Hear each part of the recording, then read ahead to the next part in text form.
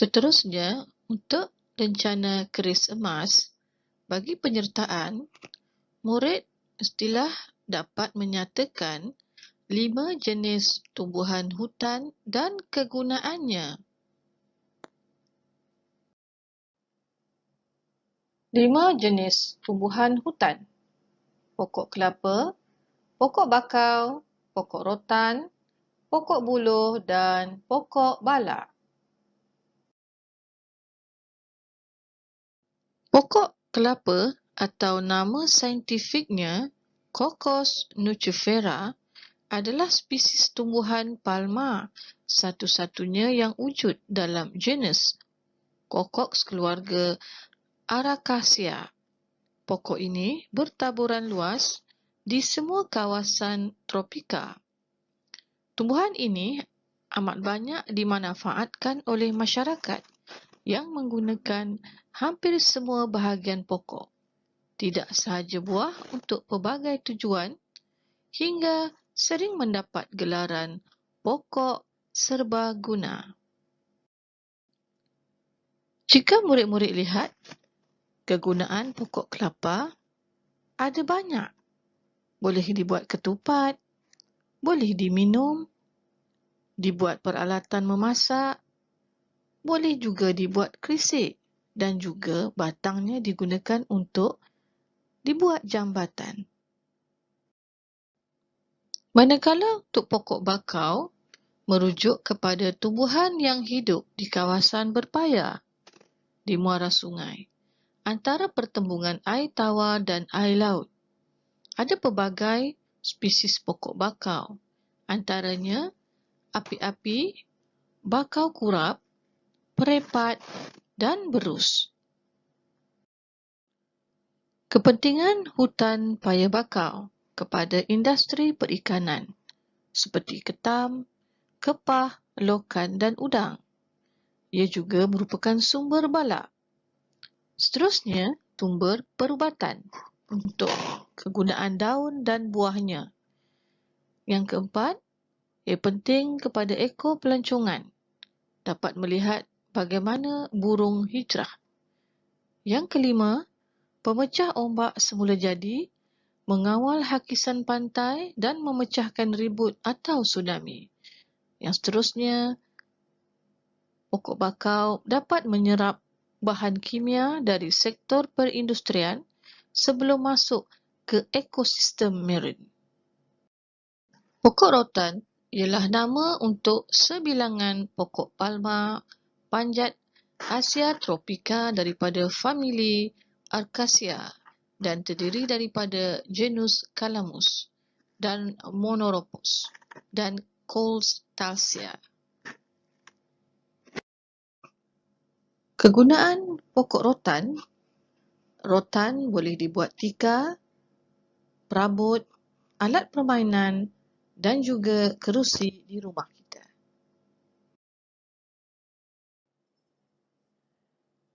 Pokok buluh.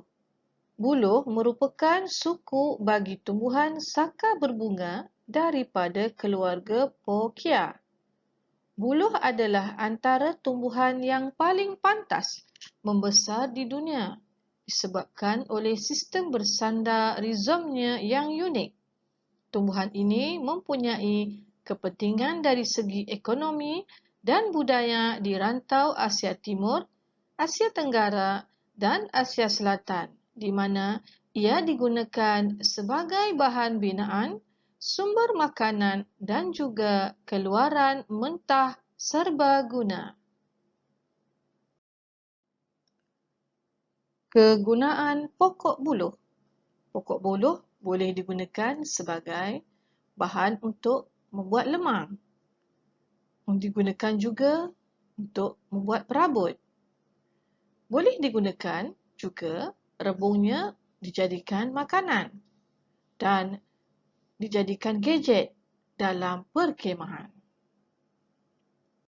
Seterusnya, kayu balak merupakan kayu yang diperolehi daripada pokok-pokok besar yang tumbuh di kawasan hutan.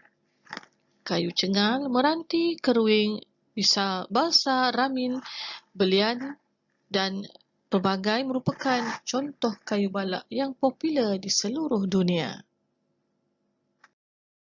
Kegunaan pokok balak juga ada pelbagai cara. Biasanya pokok balak digunakan untuk dibuat perabot, pagola, rumah dan juga jambatan.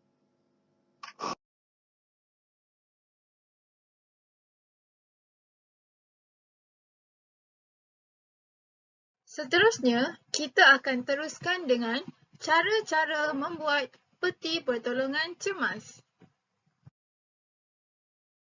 Peti pertolongan cemas ataupun dikenali sebagai First Aid Kit. Apa itu pertolongan cemas? Pertolongan cemas ditakrifkan sebagai bantuan permulaan yang diberikan kepada seseorang yang tercedera dalam sebarang kemalangan sebelum ketibaan bantuan perkhidmatan kecemasan atau doktor. Apakah peti pertolongan cemas dan di manakah tempat yang selamat untuk meletakkan peti pertolongan cemas? Peti pertolongan cemas ialah peti yang lengkap mengandungi ubat-ubatan serta peralatan perubatan yang asas yang boleh dibeli di farmasi. Peti ini patut diletakkan di tempat yang kering dan selamat serta jauh daripada kanak-kanak. Setiap ubat yang perlu ada dilabel supaya tidak berlaku kesilapan. Baiklah. Ini merupakan isi kandungan peti pertolongan cemas yang asas. Antaranya ialah larutan antiseptik, kain ando, iodin ataupun dikenali sebagai larutan Flavin dan krim antiseptik. Selain itu, terdapat juga penampal luka, kain pembalut kasar, kain kasar dan gunting. Seterusnya, kita masuk kepada bahagian projek DIY, peti pertolongan cemas. Antara bahan-bahan yang diperlukan adalah bekas makanan, kertas A4 merah, hot glue ataupun gam uhu dan gunting. Cara membuat peti pertolongan cemas. Langkah-langkahnya ialah: yang pertama, ukur bahagian belakang dan sisi bekas makanan.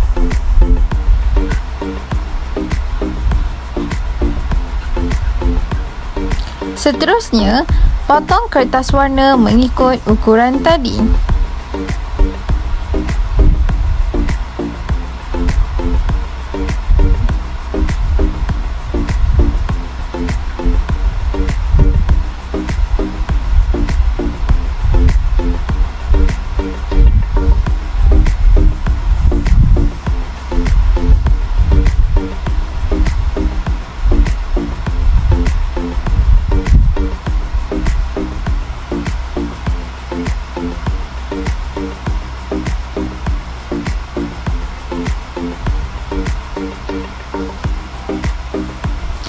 Langkah yang ketiga ialah kita akan gamkan kertas warna bagi menutupi bahagian bawah dan sisi menggunakan gam uhu atau hot glue.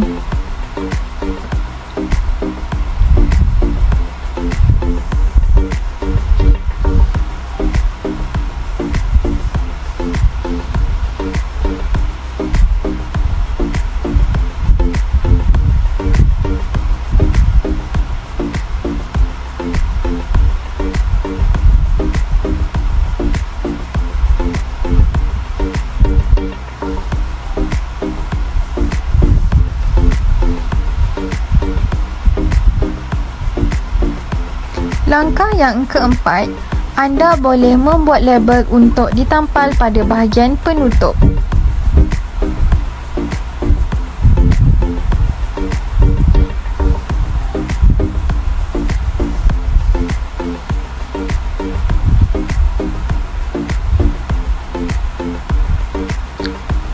Boleh juga untuk menggunakan gam uhu atau hot glue.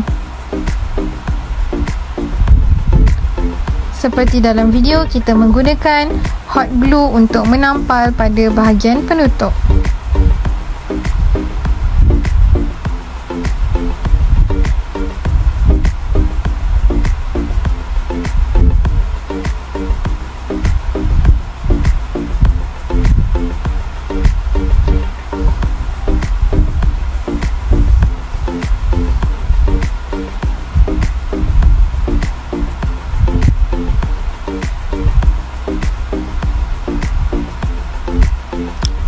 yang kelima, kita boleh menyusun ubatan dan peralatan dengan kemas di dalam peti pertolongan cemas yang telah kita lakukan sebentar tadi.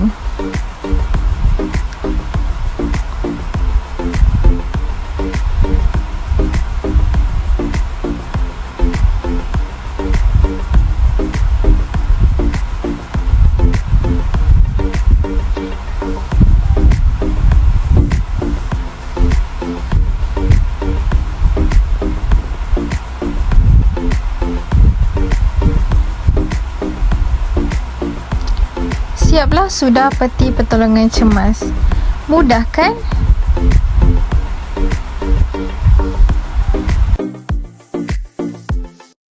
Berakhirlah tajuk peti pertolongan cemas. Sekian, terima kasih.